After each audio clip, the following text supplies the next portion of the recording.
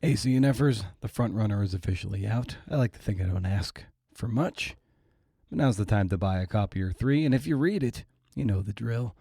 Need ratings and reviews. I won't read them because I don't want to be driven insane by visiting the big A, but that's the world we live in, ratings and reviews. Your call to action to support the book. Me in ye old CNF pod. And if you're still on the fence, and why would you be, there's an excerpt of the book over at LitHub. Dig it. Oh, I'll never finish this book if I wait until I have a whole day to write and I can light my little candles and touch my crystals or whatever.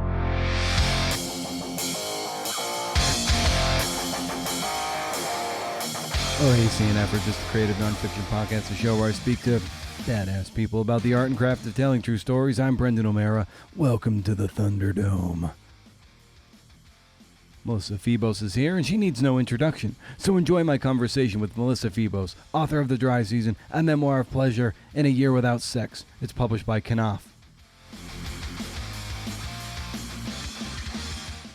Nah. We'll do the thing. Melissa Febos is the author of 5 books: Whip Smart, Abandoned Me, Girlhood, Bodywork, and now The Dry Season. Melissa is particularly skilled at using the personal as a trampoline into other threads. And The Dry Season is just one such example of that. I mean, there's a meditation on Wile E fucking Coyote in this book. Melissa's list of accolades and accomplishments are too many to mention, but let's do a few, okay? Girlhood was a Lambda Literary Award finalist and winner of the National Book Critics Circle Award in Criticism, and named a notable book of 2021 by NPR, Time, The Washington Post, and others. Bodywork, her craft book, was also a national bestseller. In 2022, she received a Guggenheim Foundation Fellowship. Her work has appeared in The New Yorker, The Kenyon Review, The Believer, McSweeney's, and lots more places, and frankly, I'm sick of it. Show notes to this episode and more at BrendanO'Mara.com. Hey, there. You can sign up for the monthly Rage Against the Algorithm newsletter, something I've been doing forever. People who dig it really dig it. Just like this podcast. First of the month, no spam, can't beat it. You can also consider Patreon if you think all this effort is worth a few bucks. Patreon.com/CNFpod. Oh, yeah, by the way, I also started what's proving to be a pretty popular little venture called Pitch Club. It's at welcometopitchclub.substack.com. I have a writer audio annotate a pitch, ideally a cold pitch that involves more salesmanship. I think this has a chance to be pretty special. It's not going to take over the world, but then again, we're not world taker-overs. I've gotten the most subscriptions to this kind of thing than any other thing I've ever done. Why? It's tactical and it's practical. It's going to help you get where you want to go. Nick Davidson was the first featured writer, and got a couple more coming. Got Kim Cross and the National Magazine Award-winning Runnin' a Tour. Yeah, dig it. Had a blast speaking with Melissa. We're about the same age and grew up in Massachusetts, so that's a nice connection.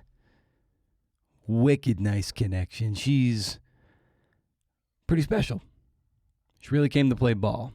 So I think you'll dig this one. We talk about writing in community, achieving literary stardom, her, not me, being a weirdo, both of us, Wile E. Coyote, the jealousy dragon, the theory of bottoms, and the liberation of quitting things. It's great talk. Been wanting to talk to her for a long time, and this does not disappoint. Parting shot on me undertaking a different kind of dry season for a bit, maybe forever, but for now, let's hear from the singular greatness that is Melissa Febos.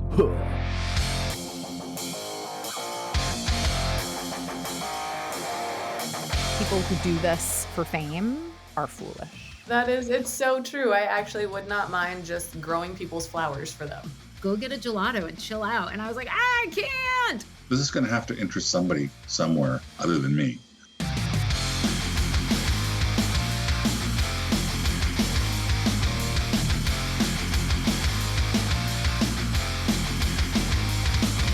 You wanting to be a writer from such a young age, and the ruthlessness you had about yourself from the beginning, which I think is such a wonderful way to describe yourself at that point, when you locked into this idea that this could be a vocation for you, like, what were you reading? What was it, that crucible through which you're like, oh, that's the thing I'm gonna lock into?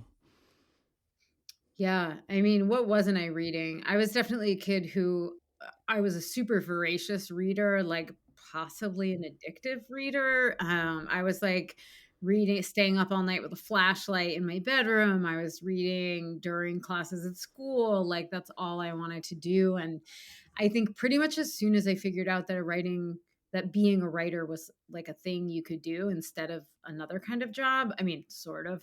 I didn't understand the nuances of that as a kid, but um as soon as I heard people refer to writers as like actual people, I thought, oh my God, is that an option? Because I choose that option. And I just latched onto it immediately. I was probably like 9 or 10 or something. And I latched onto it immediately because I think I mean, I loved reading, but I also already had a relationship to writing that was in many ways very similar to my current day relationship to writing, which is that it's a place for me to put the stuff I can't talk about. You know, it's a place for me to have a conversation with myself that I can't or won't have with other people. Yeah, would you consider yourself uh, an internal processor where things start to make sense to you in the quiet times, and not necessarily, and this is what I relate to. Like, I'm not very good on my feet, but if I can write it down and kind of metabolize it that way, I feel far more secure in what I'm thinking. Yeah, I would say yes and no. I definitely identify as an extrovert. Like I get a lot of energy and like conversation with other people, especially people that I have intimate relationships with, intimate friendships with, is a really good way for me to sort of get to a new idea or like develop an understanding of something. The problem is that I'm incredibly secretive and just like a very private person, actually, which sounds ironic, I think, coming from a memoirist, but is actually pretty common when it comes to memoirists. And so for me, yeah, I need to sit alone with something for a really long time before I'm comfortable talking about it, especially if it has to do with me and my like personal experiences and sort of private thoughts about something. I have to figure out how to talk to myself about it first before I can talk to other people about it for sure. Right, right. And there's a moment where you wrote it, excuse me, about the kind of that early appetite for reading and writing. And I love this that you said, I had always been driven by the desire to become what I chose. I had dreamed of being a writer as a child and pursued that reality with unwavering doggedness until I succeeded. And I'm always attracted to people who have a very singular focus. And just for you, where does that singular focus and drive manifest? Yeah, thanks. Me too. Those are totally my people, the addicts and fetishists, weirdo obsessives, for sure. For me, writing definitely, but there is no experience that is sort of out of the question in terms of my own obsessiveness. So, like when I lock in on something, and that can be actually quite dangerous, I have really hurt myself sort of obsessing and like driving in one particular direction towards one particular feeling or experience. Many, many times. I've done it with exercise, I've done it with food, I've done it with people. And so, in many ways, my survival has depended upon me locating those obsessions and interests that are safe for me to manifest my obsessiveness. And so, writing has been like certainly at the very top of that list for sure. But I would say, I also have a real huge devotion to my recovery and the sort of ways that I help other addicts and alcoholics recover. That's a huge part of my life. Yeah, and I definitely like with some checks and balances, I still do get pretty obsessed about like certain kinds of physical activity and certain kinds of weird foods. Like I'll eat the exact same thing every day for like 6 months and then I will be sickened by the very thought of it and I can never ever put it in my mouth again. I'm a weirdo. I'm kind of an extremist. Yeah, there's something attractive about the all or nothing mindset, because some constraints that are put on you when you have that focus, it just everything else falls away. Like in the same way, it can lead down very nefarious roads. And in what ways is being all or nothing? In what ways has that served you? Sure. Yeah. Being all or nothing is, I mean, the ability to sort of hyper focus on something is, can be a real gift. Certainly artistically, it's incredibly helpful that I've always, like, I used to write in coffee shops when I lived in New York, which is so crazy to me now. But it's like once I start focusing on something, especially with writing or any kind of creative pursuit, the rest of the world just falls away. Like I am not thinking about what anyone's going to think about it later. I'm not thinking about what I have to do later that day. I am just fully in that space, completely devoted to it.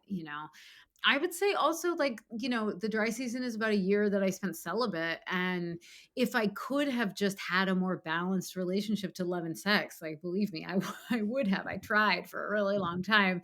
But the only thing that worked for me was this all or nothing. Like, I just had to stop cold turkey in order to figure out what was going on with me. And that yielded so many rewards. So, in that sense, I think my all or nothing personality has benefited me. But I think, like, I don't know, anything really, like sometimes teaching, like when I'm teaching and I'm in the classroom and I'm like, focused on talking about something I care very deeply about and trying to communicate that in a clear way to other people. Like, I'm not thinking about anything else. Like, I am fully in it. I mean, the problem is that when I'm fully locked into something, sometimes it keeps me from being present for other stuff. Mm-hmm. But mostly I wouldn't trade it in. Mostly I have figured out over the last like 40 years how to mitigate the negative effects and preserve the benefits of having that kind of brain. Yeah, and some writers I speak with on the show, and in more recently, Megan Baxter, is an essayist, written some wonderful, wonderful things, and she embraces, and others have too, kind of a more seasonal approach to writing and having like fallow periods to regenerate, feel the well, and then they can lean into a more, like a harvest period, if you will. And for you, Yeah. do you embrace kind of given your teaching and your writing some of that degree of seasonality? Yeah, to some extent, but I would say I'm a little more consistent in my writing, mostly because writing is such an integral part of my mental health hygiene. Yeah. Like, when I don't write, I get really grumpy and resentful, and I start keeping secrets. And it's just like the place where I offload like what's going on with me in many ways. And it's also like if I'm just walking around thinking shit, I am thinking the same thoughts over and over again. And mostly I'm thinking about myself. Like I'm not great at thinking. My best thinking happens in writing. When I write things out, it subjects my thoughts to a kind of linearity that just like swirling around in my brain doesn't really happen. And so I'm just like a lesser human when I'm not writing. That said, there are definitely limits. Like, I get tired. I don't always have the bandwidth to do it. And, especially like right now, I'm on the cusp of publishing this new book, right? And I'll be sort of doing a lot of outward facing stuff and touring and reading and promoting a book. Like, I love it, but it exhausts me in a way that requires like a pretty serious recovery period. So I won't expect to be writing again until probably the fall. Similarly, when I'm doing a long project, like writing a book, there usually comes a point about 2/3 of the way through when I just am tapped out and I have to like take a break. And maybe I could work on some other little short fun thing, but probably I just need to like watch TV and sleep for a little while. So I've learned, I used to fear the fallow periods and think, oh no, but if I stop, like I lose my momentum and like, what if I never come back to it? But that doesn't happen. I'm too obsessed with writing. It's really built into the center of my life. Like it's so much of my life is oriented around writing. Like I'll never stop doing it. Even if I stopped publishing, I wouldn't stop writing. Yeah. So I really try to do a little more like listening to my body and my spirit and taking breaks when I need them. But I wouldn't say that it happens like on a regular schedule. It has more to do with what I've been up to and what else is going on in my life. Yeah, a fellow Massachusetts native in Andre Dubus III, when he was on the show several years ago, he was just like, yeah, if I go a day without writing, like I feel all fucked up and depressed. And only the way that Andre can articulate that. And it's really true. It's just like one of those things with, with him, he needs to do it kind of like yourself, even if he's not publishing. I suspect he'd be down in his bunker and his legal pads writing in pencil. Totally. Yeah. I think when I was in college, I realized that writing is extravagantly hard. Even when you love it, as I love it, it's really difficult. It feels in the moment easier to do something else almost all of the time. Right. And I sort of was like, oh, it has to be a need. Like it has to feel like an imperative that I write. And I think I sort of brainwashed myself to be miserable when I'm not writing because I knew that's the only way I would do it all the time. Sometimes it's kind of inconvenient. Like sometimes I need a break and I take a break and I'm still grumpy about it because I'm not doing it. But, it's better than the inverse, I think. Right. And given your body of work, and you're on the cusp of the dry season coming out, and what have been some some lessons that you've learned as you've accrued a body of work in books that you've been able to carry from book one through your current, was it book three, or is it book three or book four? It's book 5. Book 5, Jesus, my bad. Yeah. But yeah, so to book 5. It's shocking to me too. Yeah, there've been so many, and there's new ones with every book, right? Every book is like, I think it takes me like 2 to 5 years to write a book. So I'm basically getting a PhD in writing that book. And there's a lot of lessons of writing that come through that education. And, I would say early on with my first book, I just learned not to be too precious about my process. Like, when I was writing my first book, I was adjuncting at like 5 different schools and totally broke and, commuting all over the 5 boroughs of New York. And I was like, oh, I'll never finish this book if I wait until I have a whole day to write and I can like light my little candles and touch my crystals or whatever. Like I need to be able to write on Metro North, on the subway, like I need to be writing in the coffee shop when I have 5 minutes between student meetings or on the airplane or in the airport. I've gotten so much good writing done in airports or like in my parked car, just to like pull it out and like, I've got 20 minutes. Let's write a couple sentences. And that's been so huge and really, really just helped me. And now I have the luxury of like mostly writing in this nice home office, but if I need to write on the airplane, I still can, And I would say probably the one other biggest thing has been writing in community. I think there's this stereotype of the writer as this kind of like bearded hermit who's like alone scribbling and like eating sardines and kind of in their own world. And that's not at all how the writing gets done for me. Like I need to be very deeply ensconced in community in order to do writing because it's so solitary and because it takes so long. Like the human spirit is not built to work that long on something without reward, right? And we don't get the kind of reward that publishing brings for years and years when we're writing books. And so I think we need like a lot of hugs, a lot of commiseration, a lot of like laughter and like companionship. Like we need to see ourselves and our struggles in other people. And also, I think particularly for memoirists, because I'm often writing about like past traumas or deep self excavating. Like I need to be talking to like a fleet of therapists and friends and 12-step programs. Like it takes a village to help me do my work. Yeah. Well, yeah, to your point of community, especially nowadays, being so digitally interfaced, actually being in physical proximity to people is all the more important and certainly nourishing. You almost don't realize how starved you are for it until you actually do that work. And my friend Ruby and I in Eugene here, like, so we do quarterly live podcasts at a brewery right now, and it's just this idea of recording the show, doing something in person, in community, to foster that. And we have ambitions of making Eugene kind of like this baby Portland, getting people who are already going to Powell's and stuff, and getting them down here too in conversation. This idea of community. So I love hearing you talk about that. Yeah, I love that. And I think there has to be a live aspect to it. Like when I was in grad school, me and a friend of mine who was in my grad program started a reading and music series where we would just monthly hold an event on the Lower East Side where we would have 3 writers in a band play. And it was like maybe nothing in my whole education ever did more for my writing than the ways that series sort of fostered community in New York and beyond. Just like being in a room with a bunch of other bodies, like talking about art and appreciating art, just gave me such a sense of belonging. And given that, over the last, few years, I always love getting a sense of, a writer who, by and large, starts anonymous, as most of us do. And then when someone like yourself achieves a certain measure of literary fame, there's a lot of attention in that. And then you have to find a way to metabolize that and process it in a way that, allows you to keep going, keep creating, and then be that public facing self.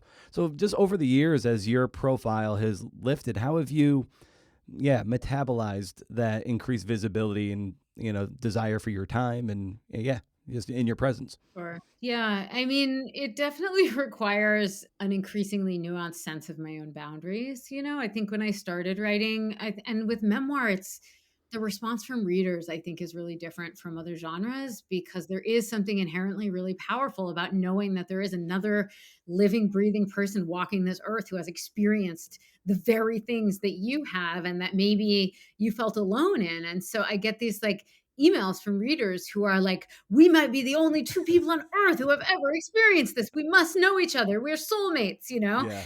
And like, you don't want to like not respond to that email, but you can't respond to all of those emails. So I had to really clarify for myself what my job on this earth is. And my job on this earth is not to like be the BFF of everyone who reads my books, but it is to write books.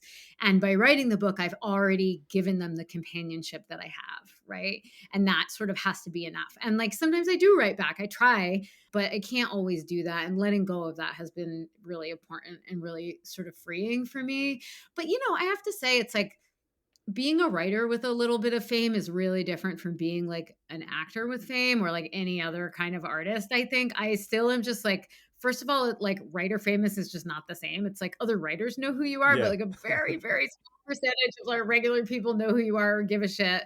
And I'm basically just like in my little life, like, nothing about my day-to-day life like principally changes based on like the number of people who are reading my books. Like I'm a person with a job. And so I'm incredibly grateful for that I get to just like keep things pretty right sized, at least so far. And I think, and I think for me, because my relationship to writing is so specific and so personal, I never wrote because I wanted other people to read it. I always wrote because I needed to express specific things and to externalize them in some way. And because the puzzle of artistic creation is like a really absorbing and satisfying pastime for me. Like I love it.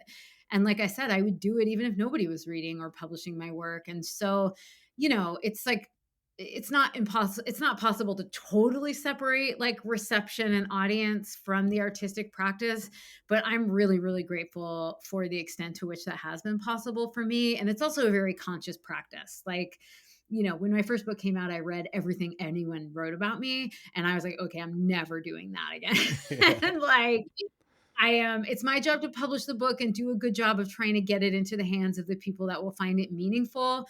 But like what they do with it and what they think about it is like largely none of my business. And I should try to avoid it as much as possible. Yeah. Do you find that when you're taking on a subject that because of that parasocial relationship or connection that others might feel towards you, that you might be reluctant to take on a subject because like I don't want to invite what might come along with the fallout and the reaction to it? Yeah, that would make sense, but no, I never have. It's like I only write about things when it feels insistent inside me. Like I am never sitting around being like, what would be a cool thing to write about? Or what would people like to read about? I am just like constantly trying to sort of like pummel down the thing I'm afraid of talking about until it needs to like explode from me like Athena from her father's head. You know what I mean? So like that's the dynamic I'm working with inside myself. And so by the time I write about something, it feels like, do I have a choice? I don't know. I could not write about it, but I don't know if I could write anything else. Like sometimes there's just a subject that gets to the front of the line and refuses to let anything else out until you write about it. And that's kind of how I experience it. Like I'm thinking of an example where I've written about getting a breast reduction surgery, and I had scheduled it. This was like in 2018. And I remember walking with my wife in the park in Prospect Park. And I was like, it's interesting because like it's such a sort of complicated subject for me. And I felt so conflicted about it. It would actually be a really good topic for an essay. Too bad I would never write about it and could never even talk about it in public. And she started laughing, this like very knowing laugh. And I was like, oh, fuck. Because I realized what she was thinking, which is like every time I've ever thought that about something, I did end up writing about it. So it's almost inevitable that I was going to. And then, like, cut to me post surgery, still woozy from anesthesia, being like, bring me my computer. And she was like, why? And I was like, I just have to make some notes before I forget. She was like, oh my God, you're out of control. So if I don't want to write about something or feel like I couldn't possibly write about it, it's almost a guarantee that I'm going to. Oh my God, that's hysterical. And I with personal writing and memoir too, it's always so important to have distance. And for you, how do you gauge what distance is appropriate for you to then write about it with that degree of detachment that that gives you the perspective you need? Yeah, that's a great question. And, I think obviously sort of temporal distance and the kind of dimensionality that time gives you and your perspective on past events is a hugely important part of memoir and all personal nonfiction. But I don't think it necessarily has to come from the central timeline. Like, I've written my second book takes for its main sort of narrative structure a really chaotic, sort of addictive relationship that I experienced in my early 30s, and I started writing that book while I was in the relationship. Like, I couldn't even tell you what my middle name was during that time, but like for me, writing is how I survive things, and I just like needed to document what was happening and what my mental state was. It was like a survival thing. But in the final work of that book, the other aspects of it included like really deep thinking about my childhood and my familial lineage and like ancestral lineage. And so there, that dimensionality existed, but it came from a different sort of aspect of the book. It wasn't from the central timeline, which was really, really immediate and didn't have a lot of reflection because I just didn't have that capacity at the time. But like the dry season, for instance, is about an experience I had almost 10 years ago. So there's a lot of the intervening insights and thoughts that I had since then. So I think as long as that dimensionality is coming from some other time period, I don't think it has to necessarily be like what people consider the central story. And that's been a really interesting insight that's come to me over the course of writing my books. Yeah, and given with the dry season and with the aside from the experiment, for lack of a better term, of being celibate for a year, which is in and of itself a really fascinating spine and through line through which to thread all these other things. What about this book's generation like opened up to you and really maybe surprised you over the course of the writing of it and the research of it? Sure. Yeah, there were a lot of surprises, as there always are. When I started the book, I had this concern that it would be boring because that year was so happy, and I'd never written about being happy before. And I thought, what if there's no there? Like, I don't really know how to write about happiness. Maybe there won't be enough conflict. And so my first conception of the book was that it would actually sort of prioritize the research and that it would kind of be a book about voluntary celibacy across history as a liberatory practice, and that the memoir would kind of be like a complementary timeline that would weave in and out of it or something, kind of like Olivia Lang's The Lonely City. I don't know if you read that, but it sort of makes profiles of artistic figures, and then the narrator kind of like strobes in and out of it. It's a great book, but then as soon as I started writing The Dry Season, I was like, oh no, I have plenty to say about that year. And what I hadn't considered was that in order to tell a story about my celibacy, I had to tell a story about my whole romantic life leading up to that point. Like, how had I gotten there, right? And there was plenty of conflict in that timeline. So not to worry, past Melissa.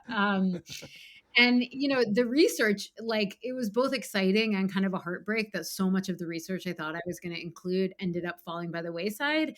And the figures that I ended up including in the book were this, like, really weird, ragtag, fascinating group of people, but they weren't even all celibate. Like, some of them were people who were just as messy in love as I was. So it's just, I think everybody goes into writing a book with a plan, or a lot of people do. I always do. And then as I get to know the book that I'm writing, as it starts to emerge, the book tells me how to write it, and I can put my plans aside. I almost always have to put my plans aside eventually. Yeah, well, it kind of harkens back to the Mike Tyson quote, like everybody has a plan until you get punched in the face. How did this book punch you in the face? I'm gonna use that. Everything always goes back to that Mike Tyson quote. Yeah. Yeah. Oh, that's interesting. Yeah, I would say when I figured out that I couldn't, I also, like, in addition to wanting to write a book that told a comprehensive timeline of voluntary celibacy across global history, I also wanted it to be, as I often said, a sleek and sexy book. Like, I wanted to write like a fun, fast book.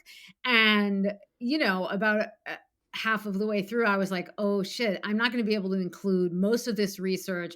And it's not going to be a sleek and sexy book, especially if I include that research, but maybe not even if I include this small.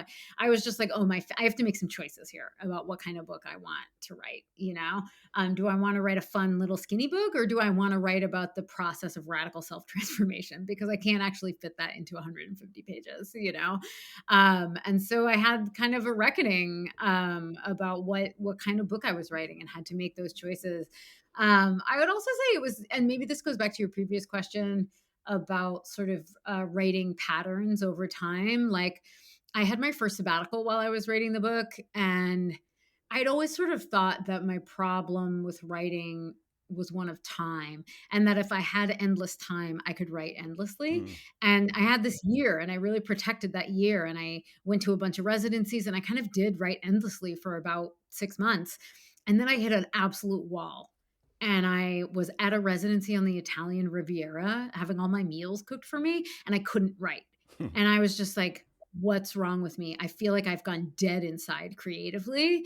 And I talked to my wife, and she was like, you're probably tired. You've been writing this book like nonstop for 6 months, and you probably just need a break. Like, go get a gelato and chill out. And I was like, I can't. And then I was like, all right, fine, I will. And then I just ate a bunch of ice cream and, like, watched the Pam Anderson documentary on Netflix in the middle of the day. And, like, after, I don't know, 4 or 5 days, I had an idea, and I was, like, ready to get back to work. But it was such an important revelation, because I was like, oh, I can't write endlessly. Like, there is a tank of creative energy, and I can spend it all. And then I just have to wait. Like, I can't force it. I'm not a machine. Like, I am a human being with an imagination that needs to be fortified. Yeah, I love what you said a moment ago about just this idea of radical transformation. And then, you write in the book too about it's often not like this lightning stroke. It's more like a strike. It can be. I love the image that you created. It's more like you're noticing kind of air pollution, like the quality of the air. Really? Yeah, and so many of us who might be looking to do something radical, there's a tremendous amount of inertia, and it's very hard to undergo that transformation. So, what did this, writing this book reveal to you about that very inertia? Something you've experienced on myriad occasions, I think, in your life. Yeah. Yeah. I mean, probably the extent to which it can function without her even realizing it. Like, I know when I'm eating the same thing obsessively every day for a month, right? I knew mostly when I was addicted to heroin. But I did not know what was wrong with my romantic relationships, and how I had gotten to a point of, like, total undoing in my early 30s after having been in nonstop relationships for like 20 years.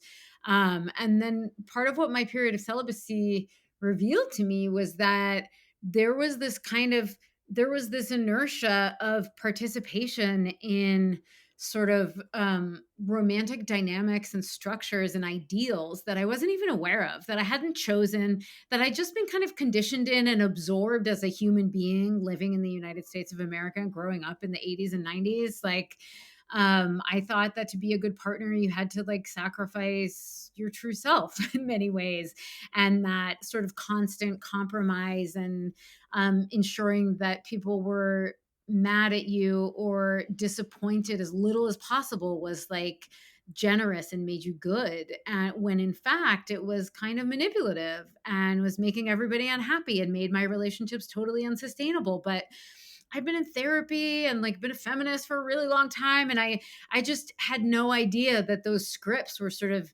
guiding my choices and my behavior for a really long time until I chose to look at them. And so I think the choice to accurately appraise who you are and what you've been doing is so important to the process of change. Like, resolutions fail because we just try to stop a behavior. We're like, I'm going to stop doing this thing forever. And first of all, forever is super unrealistic. That's never worked for me. I give up instantly. I have to start with like a day, right? Or like 3 months, like I did with my celibacy. But I also have to look at myself and think, why do I need this thing? Or why do I think I need this thing? Like, what am I getting from it? Because I'm getting something from it. And where can I get that somewhere else? Or like, how can I look at myself in a more generous way and think, what do I need that I might be able to give myself, instead of like doing it through this habit that is like harming me and or other people. And just to like the habit of really, really looking at ourselves, which is not something we're taught to do. We're taught to take action, right? Mm. And action isn't really the first step in change. It's a question of looking. Yeah, and you write about, well, you write so well about this idea of, whether you want to, say quit drugs or quit drinking, or in the case of this book, sex, that it's that you articulate so well that it can feel depriving. It can be about deprivation, but there's a rewiring of the brain that really liberates you, and it doesn't feel like it's depriving. And I just wanted to get you to just kind of speak to that, and how, sometimes liberating yourself from this stuff, it is no longer a deprivation to, limit a certain input. Totally. I would say in my case, always, not sometimes. Like, I've been addicted to a lot of things, and I've had really, really hard habits to break. If they're, not quite addiction, then it's like a very strong attachment to a behavior or thing.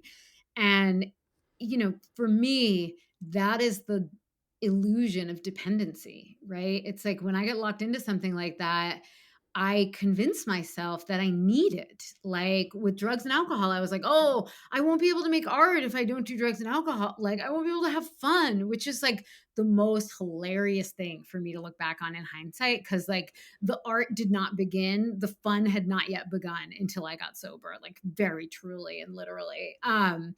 And it is only when I put down the thing that I'm dumping all of my energy and focus into that I get to sort of spend that energy with more agency. I get to give it to things that I choose instead of, it's like F. Scott Fitzgerald has this very famous quote that's like, what is it? It's like, first you choose the drink, then the drink chooses you, then the drink chooses the drink, or something like that. Much to the chagrin of some listeners who don't like it when I punch into a conversation, I'm merely doing this to clarify the quote that Melissa is referring to.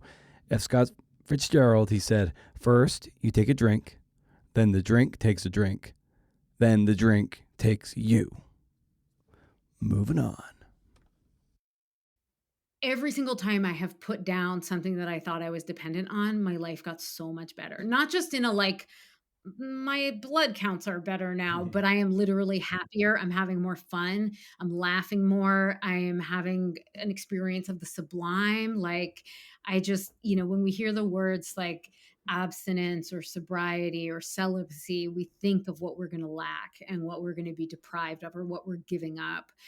We don't think about what we are going to get when we remove the thing that is taking up so much space in our lives, right? And the ways that everything else we love is going to flourish. Yeah, and in the book too, I love the kind of the tangent you take, or the set piece, or about Wile E. Coyote and the cartoon character. Like, just how did you arrive at kind of micro profiling Wile E. Coyote and how he tied thematically to this? Oh my God. Thank you so much for appreciating that. It's like that is the kind of shit in writing that pleases me so much when I'm like, how did I get here? But it feels so right. Right. I think I was just like, when you're writing, I was trying to name something that is very essential to my personality and that I have so much experience with. And I was just sort of rooting around in the attic of my own consciousness and trying to think of like the right analogy, like who is like, what is dramatic enough? And then I thought of that poor bastard who is like such a perfect example of the negative side of like locking into something where it's like, dude, eat something else. Like, this is ruining your life. Like, how many times do you need to get hit by a fucking piano or jump off a cliff? Like, stop it. But he can't. He can't. He needs it. He needs to chase that silly little fool. And so, yeah, when I thought of him, I was like, oh, that's why I always liked that Looney Tunes cartoon. And then I went and did a little bit of research into it, and it was like, so perfect. Like and I just love finding those totally unexpected points of connection.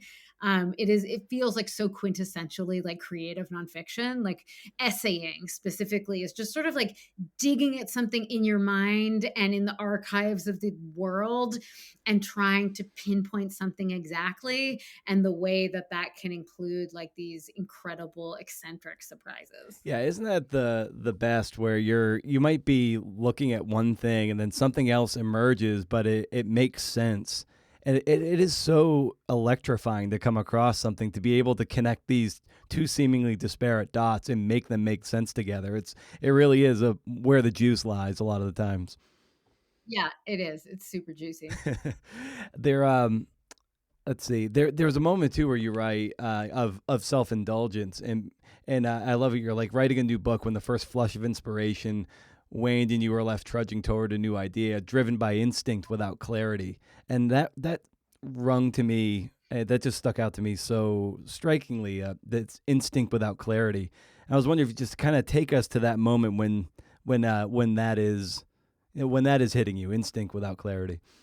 Totally. Yeah. I mean, I think that is like the most beautiful part of that single-mindedness, right? Because when I am in that place of self-forgetting that art delivers to me, there's no bad side to that. And I think like I really believe that making art is like drawing upon a different kind of intelligence. It doesn't come from the part of my brain that's like concerned about what other people think of me, or how I'm going to get to my to-do list, or do I have enough money, or like why won't this cut on my finger heal, like it's just like it is pure relief from all of that, and like a diving down into like the oubliette inside of me, that like doesn't give a shit what anybody else thinks and is like deeply in touch with nature and the universe and the fucking cosmos, right? And it sounds dramatic, but it is dramatic. It's like we spend so much time thinking about ourselves, and in that like worried little surface part of our thinking, that I need that relief so bad. And it's just amazing because it's like, I don't know, we've all heard that probably false fact that we only use like 1% of our brain's capacity, but I think artists use more than that, because I feel like we're dipping into the big lake when we're making art. And like there's this quote in this Mary Oliver essay, it's called Of Power and Time, and she's such a badass. It's such a good essay. I use it every time I teach, but she has some line in it that's like, she's describing writing poems, and she says, I have wrestled with a star and I am stained with light and I have no regrets, or something like that, where it's just like, hey, sorry I didn't call you back. I was wrestling with the star and I'm stained with the light, and you can fuck off, because that's all basically. The last line of that essay, she says, she was like, rejoice if I am late, rejoice if I do not arrive at all. Like she's talking about standing people up and just being like, it means that I was in the zone, bro. Like I'll always choose it over showing up for my calendar appointments. Like it's just what it is. And in my experience, artists are like really intense people who are often beset with like a lot of mental illness and addiction and like an oversensitivity to the world. Like we tend to take in too much, and it's like touching a raw nerve, and we need a way out. And I think art is that lever. Like we get to like go into ourselves and go into the universe and get away from the chaos and overstimulation of like being a human being in the world. Yeah. Yeah. Well, speaking of like certain things hitting a nerve and being a writer or being like overly stimulated by a lot of the things that are coming at us, be it from other writers or primarily other writers too, because that gets us into a lot of comparison traps and, bitternesses and resentments and jealousies. And that's something I've wrestled with for years. This podcast came out of that crucible to try to metabolize and burn a cleaner fuel. And I just wonder for you, because getting into the headspace of what it means to be a creative person and wrestling with feelings of envy or jealousy, like how have you, metabolized that in your life?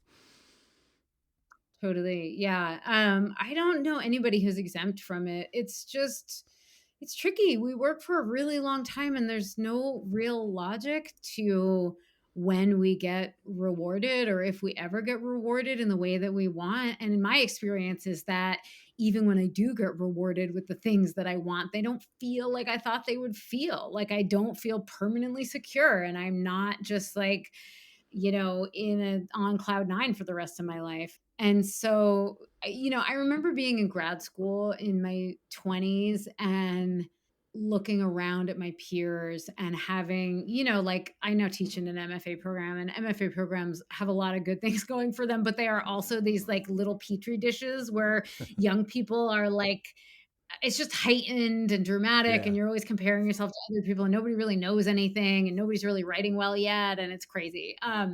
But I was just like looking at my peers and feeling those feelings and being like, oh, I want what she has, or like, why does that person have an agent and I don't, or whatever. And that feeling is so gross. Like it made me feel rotten on the inside. It was such an ugly feeling. Like I felt ashamed of it and it made me cruel. And I thought, whoa, like I cannot feed this dragon. Like I cannot lean into that because what is the point of this if that's how I'm feeling? And I already had the sense, which I think was correct, was that it doesn't matter what level of success you have, like that dragon and their power over you is contingent upon how much you feed it, right? Because I'd met people who were like finalists for the National Book Award or winning the Pulitzer who were still griping about their peers who had gotten whatever the thing is that they hadn't gotten or they'd gotten more of it.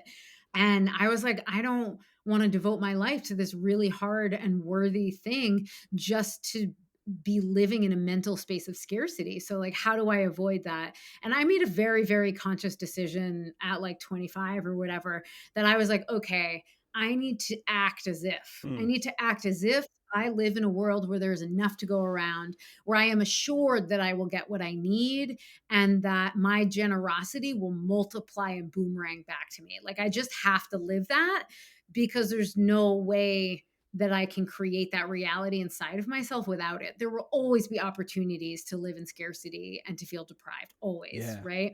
And so I started doing that. I started like sharing job leads and calls for submissions and like just trying to be as generous as I could. And it wasn't coming from a true spirit of generosity only. It was coming from like trying to sort of like hack my own emotional faculties. And honestly, it totally worked. It totally worked. And that and trying to really tease apart like the difference between publishing and writing, because like that way misery lies. Like to be motivated by publishing goals in my writing practice is to poison the well, right? I just like need my relationship to writing to be really, really separate from my relationship to the professional aspects of it and all of the like egocentric concerns of that. Like they are very different jobs. They draw on very different parts of my brain. And one of them is like very central to the project of my whole life. And the other one is like my job. Yeah. And I feel deeply ambivalent about in many ways. Yeah. What do you think it is about these dragons, these appetites that have such an arresting power to rob the best of our energies, so that it robs us from being as good and abundant as possible? Yeah. Yeah.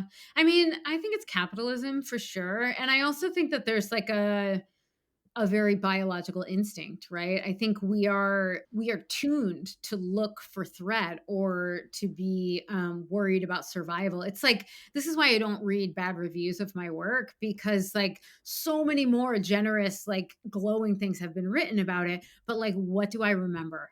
Can I quote to you from the good reviews of my books? No, I cannot. I don't even remember them, you know?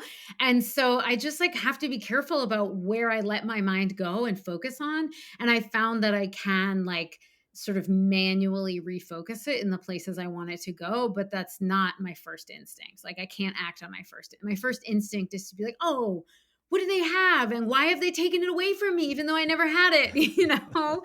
I try to just like have some like, I have a friend who talks about like his conception of like a higher power or the universe, or the way he tries to conceive of like relating to himself is sort of like the way he thinks about his like toddler child, which is like, "Oh, whoa, little buddy, no, you can't use that knife to cut vegetables. You're going to hurt yourself. Let me just take that away from you." Instead of being like, "You fucking idiot, give me that," which is like how I feel about myself when I'm like comparing and despairing or like being petty in my mind. I'm like, "Oh, you're such an asshole." But instead to just be like, "No, no, no, no, sweetheart. Like you actually like don't have the mental faculty to be able to use a stove yet. You're going to hurt yourself. So let me just put you over here with some blocks, you know?" Oh, that's so well put. Yeah, and speaking of like the negative reviews, like with my first book, I remember this one guy wrote, he's like, "Never met a simile he didn't like," and I was like, "Oh mother," I was like, "You Yeah. motherfucker," and but Yep. I still remember the goddamn thing, and I can quote it to you verbatim. Yep, yep, yep. Uh, there was a short review in the New Yorker of my second book that was overall pretty positive, but it had one line that was like has moments of false profundity, and I was like, "Oh, damn you, New Yorker!" I was just like, what a fools that we remember it. But Yeah. again, it's just like I want to be like, "Okay, I know that hurt, didn't it? But you're okay. You're okay. Let's keep it moving." Yeah. When as you in dry season, as you like extricated yourself from sex for the year, and you were out of this very toxic relationship, and you were starting to get more clear-eyed, and then you had your friend Nora, who you call in the book, like you saw her going through something very similar to you. Just take us to that moment of the clarity that you could see, since you were no longer Mhm. in it yourself, but almost powerless to affect any degree of change in the person you saw self-destructing in the face of a similarly toxic relationship. Yeah, it was such a teacher, and it felt so like such a kind of synchronicity to watch someone going through that experience right after I had sort of come off the heels of it. And I think like early on, I over identified or felt like I wanted to control her, or it was just so easy to project my experience onto it. But, relating to another person I loved who was like caught in a situation where she was sort of powerless and making choices that were really painful taught me so much about how to relate to myself, right? Because I thought, okay, she is not me. She has her own journey. And clearly, like, no one could have prevented me from being in that relationship or making those choices. Like, anyone who's experiencing an addiction or like stuck in a compulsive, like, you're not done until you're done. Like, I really, really believe in the theory of bottoms, and like, you just have to be done before you're ready to change, and no one can get you there. And I thought like what would have helped me when I was in that space, and I think like that was probably the best way I should be responding to her, and because I loved her so much and I didn't blame her for it and I understood it, it made me feel so much more forgiving of the choices that I'd made, and really helped me to accept like I just couldn't have gotten there any sooner than I did, and just like, and I think this is like basic understanding of anyone who's learned to deal with having an addict or alcoholic in their life, or anyone suffering from addiction, is like all you can do is like have good boundaries and love them and be like, I will be here on the other side of it, right? Like I'm not going to participate in this or support it, but like I'm going to love you from this distance and I'll be here when you're ready. And a moment, just an element of shape and structure with the book that I appreciated and liked was, so you start at this moment in the airport where you're feeling this, this real charge of attraction, kind of at the nascent stages of your celibacy, and then whatever, you traffic through that, but then by page 196, at least my galley, we kind of come up that moment again, and then the chronology proceeds from there. Just when you're thinking of structure, how did that occur to you, just in terms of shape, in terms of writing the thing? Like, this makes logic. This seems logical to me. Sure. Yeah, that wasn't, excuse me, that wasn't the case in the first draft. I consider chronology my friend, and when it's possible to tell a story chronologically, I Yeah. do, because that's how we generally experience time, and I try to be as gentle on the reader as I can be. And so I told the story chronologically. And then, when I was dealing, like, sort of in the final stages of the first draft, like, I think somebody might have even suggested it to me. I showed those pages to someone and she was like, "This is the opening of the book, right?" And I was like, "Well, no." And she was like, "Why not?" And I was like, "Well, because it happened in the middle." And then I thought, all right, well, what happens if I put it there as a kind of teaser to also show where we're going, and to, like, sort of broadcast early on that this wasn't going to be easy, right? And I also just like the idea of having a kind of touchstone in a book, like a scene that you return to with increasing amounts of knowledge of the narrator, so that your experience of it sort of develops. And that's my experience as a writer, and I wanted to offer that to the reader, so they don't know anything about the narrator when we encounter that opening scene. But then by the time we circle back to it, like 2/3 of the way through the book, they know so much more. And so I think they're inhabiting that scene with me in a really different way, a different kind of identification with the narrator. And narratively, that just made sense to me, and it seemed fun. And yeah, and it made it through all the rounds of revisions. So Yeah. And another thing too, which was just illuminating, something I always like to do in a book too, is the second I tend to finish a book, I always like to circle back to the start. Like, I want to see if there's an echo.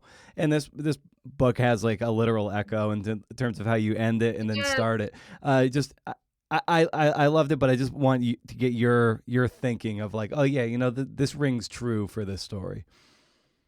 totally. Yeah. I mean, it's like so circular. It's kind of corny, where I actually, like, end with the same line that I start the book intentionally. And it's a line that I borrowed from May Sarton's Journal of a Solitude, which is a book that was really important to me during my celibacy. And in a way, like, there's a lot of focus on circularity in the book. Like, I talk about the infinity symbol and sort of cycles of behavior, and also sort of generational cycles through time, and sort of this greater lineage of people who are trying to do something different in the way that they're living. And I thought sort of borrowing those lines from Sarton's book and repeating them in that way really sort of, like, in a literal way, placed the book inside of those ideas and that lineage. And I'm also just like, I love symmetry. Like, all my tattoos on my body are, like, pretty perfectly symmetrical. Like, it's just something that pleases me aesthetically, and that might be the largest explanation for it. When you were sort of getting to the end of your year of celibacy, was there ever kind of a period of mourning for it as you had settled into it?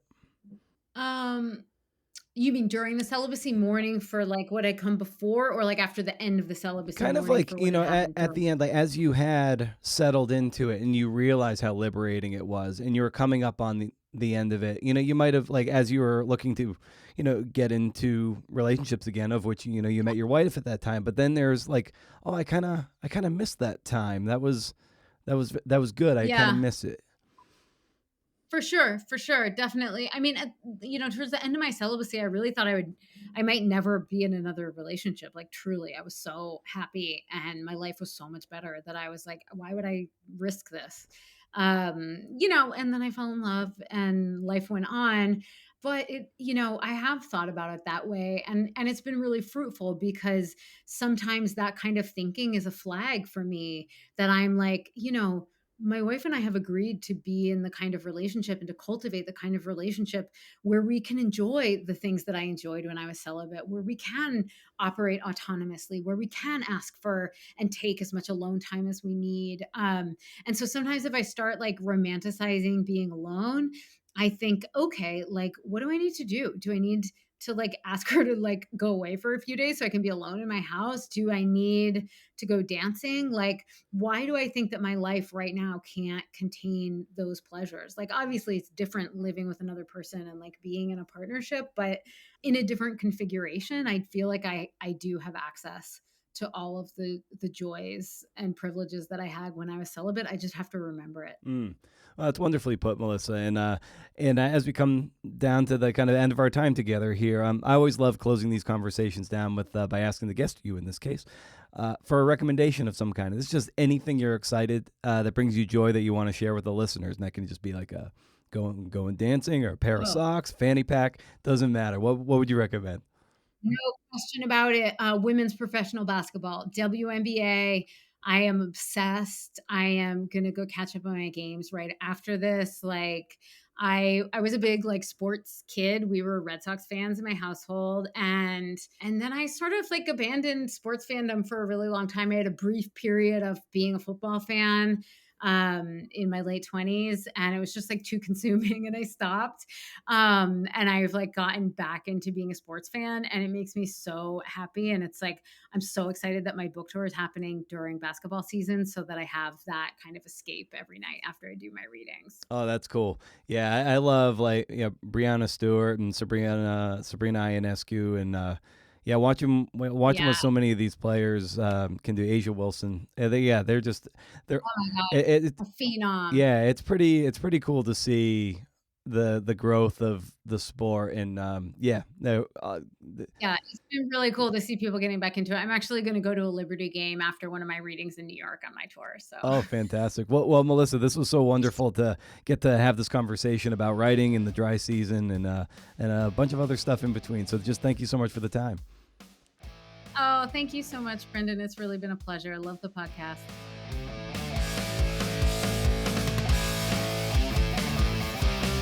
Thanks to Melissa Febos. That was fun. You can learn more about her, melissafebos.com. Follow her on social media at Melissa Febos. She's reached a kind of literary stardom now.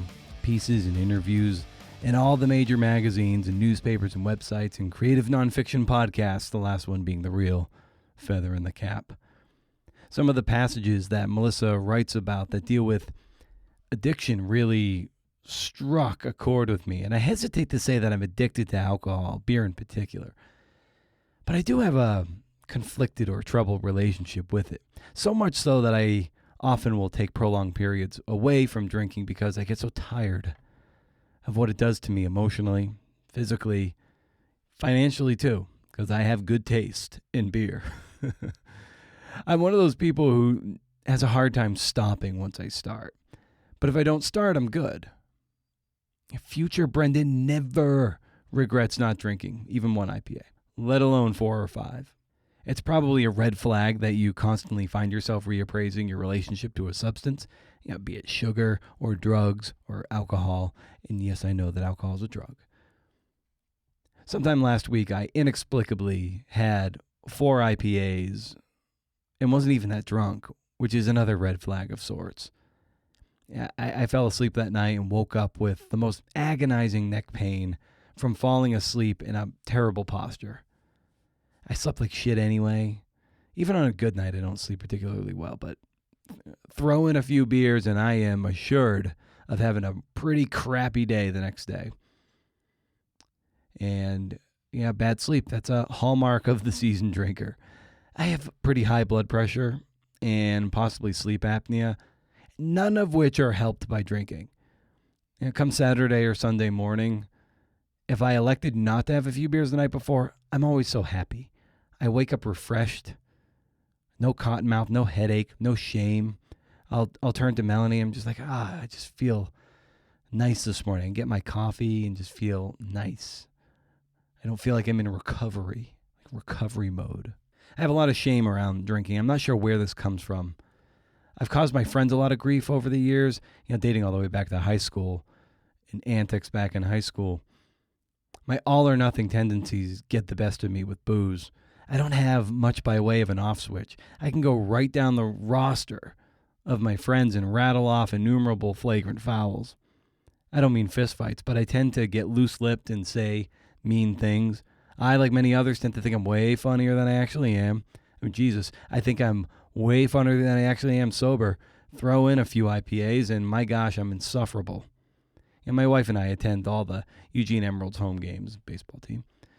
And they serve delicious craft beers for $13.50 fucking cents for 20 ounces. It's insane. After tip, it's $30 a round.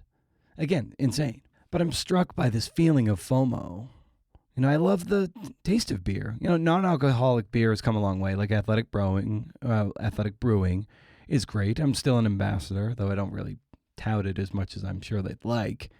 But it's still not the same. Even though I love the Free Wave, that's probably the one that comes closest to actual alcoholic IPA, hazy IPA. Oh, and the fact that it's not the same is the point. But you don't get the buzz. And I kind of like when the edges get fuzzier. I tend to lighten up. I get more chipper. I talk a little more. Not obnoxiously so most of the time. I just get a bit more talkative. I'm more pleasant to be around for the most part. I smile more. I'm capable of having fun. Dead sober, I'm something of a wet blanket. I don't know how to have fun. I don't even know what it is. So I'm taking something of an indefinite break from it. Saved me from shame and bankruptcy. When I went out to dinner last week at Pastini, I don't fucking know, ahead of my sparsely attended Powell's event in Beaverton, I didn't get beer or wine, though it was offered. I bought a liter of Pellegrino sparkling water, and it was delicious. I love sparkling water. I looked at the bill and was like, $7. But then I was like, oh, B.O., you never flinch when you buy 2 beers for $15. Like, and you're going to balk at that? A liter of water and tasty bubble water. I love bubble water. We have a SodaStream. Of the few things that we were early adopters on, we were an early adopter of SodaStream like 15 years ago, and we still do it. We drink so much of that stuff. We love it. Anyway, at the house I stayed at in Portland, my host offered me a glass of wine when I got back from the event, and I said, I'm good, just ice water. And no judgment. He just got me a glass of ice water, and I was relieved. Like I set myself free from this invisible ball and chain to this substance that I've been conditioned to think is the key to unlock any and all good times. Honestly, it's probably caused more pain than pleasure over the years. But my wife and I, we love breweries. We love the feeling of a good craft brewery, just the atmosphere of it. We love that ice cold beer after an 8-mile hike. Camping and beer and campfires are fun. We love drinking hard ciders and IPAs and dancing to 90s grunge music in the house. We've tried it sober, and it's not the same. It's like we're forcing it. Like, have fun without the booze now. Do it. And I do these resets or abstaining probably twice a year. Yeah, it's just I drink too much and then have to reset. And then I ease back in inevitably. And I'm fine for a bit. I'm like, yeah, one's good. Why do I always need to go to 4 or 5? Then I have 1 or 2 in public and invariably stop off at Fred Meyer for a 6-pack and have a couple more at home, sleep like shit, wake up with a neck ache, a headache, start the shame cycle, take my blood pressure, and it'll be like 154 over 101 and be like, yeah, the shit's killing me until the next happy hour. But getting a kombucha at a brewery just is like, ugh. It's like, yeah, it's good and all, but it's, I don't know. So I'm taking a break from it. I'm tired of it. I'm tired that I have to take breaks from it. I'd like to think I can have a good relationship to it the way I have a good relationship to Pepsi Zero Sugar. I love that soda, and I drink like 2 a year, and I'm good because all those chemicals are objectively bad for you. Yet it won't get through my head that beer or alcohol is every bit as bad. But that's the culture we live in, too. We're conditioned to think you need it to have fun. Anyway, future Brendan always needs to remind present Brendan that future Brendan never regrets not drinking the night before. Future Brendan is often relieved. But Tocavor, they got the best margaritas in town, ever. Shut up, B.O., don't tempt yourself. Melissa writes about addiction very well, and I saw myself in it. You know, she's in recovery. She's been in recovery for years, and she can articulate it with a degree of clarity and lucidity that I recognize in the text. I'm like, oh, I really see myself in that. Even though I haven't hit what you would say is rock bottom, I'd like to avoid that collision with the bottom. I have too much left to do in this world to bottom out on booze. That's so boring, so basic. So stay wild, seeing Evers. And if you can't do, interview. See ya.